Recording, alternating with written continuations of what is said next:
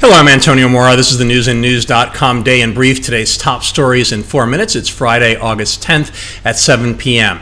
Drama was the theme today in the ongoing soap opera that is the nation's capital. So it's appropriate we start today with reality TV stars. Omarosa Manigault-Newman's tell-all memoir hits bookstores Tuesday, but the battle with the White House blew up today. Omarosa reportedly depicts President Trump as unqualified, narcissistic, and racist. She also claims she turned down a $15,000 a month contract to work for the campaign in exchange for her silence. The White House tore into her, saying the book is riddled with lies and false accusations and that Omarosa is a disgruntled former employee trying to profit off false attacks.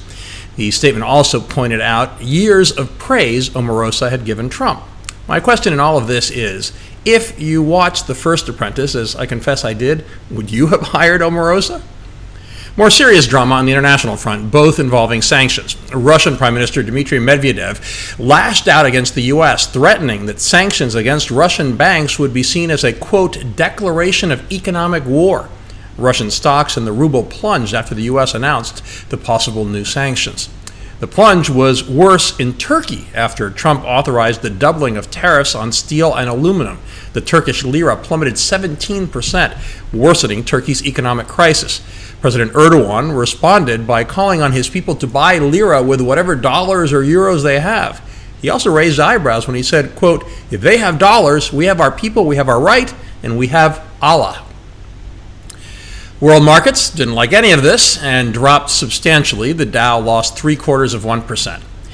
Drama was also present in the Manafort trial, which was mysteriously suspended for 5 hours the day after the judge sealed part of a private discussion with lawyers, seemingly because it was connected to the Mueller probe. This further fueled speculation that Manafort associate Rick Gates has provided testimony to Mueller on the Trump campaign.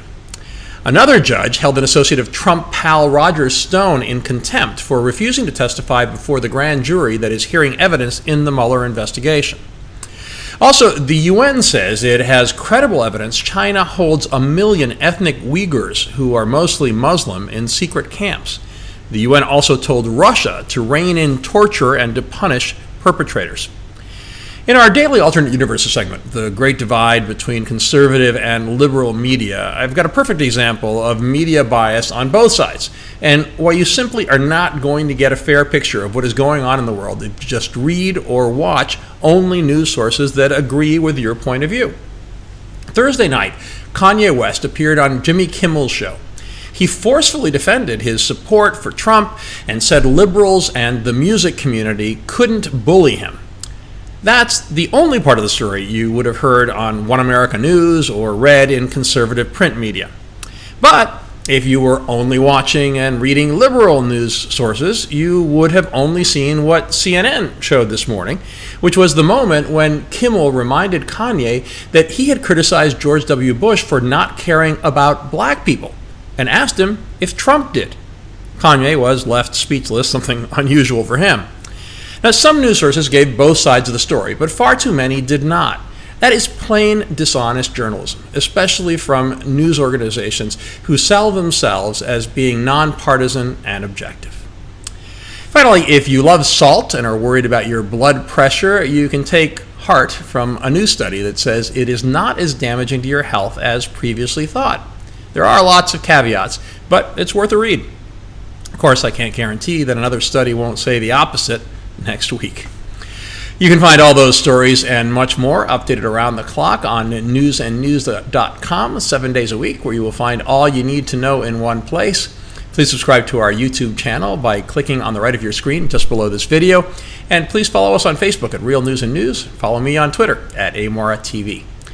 Have a great weekend. I will see you again on Monday.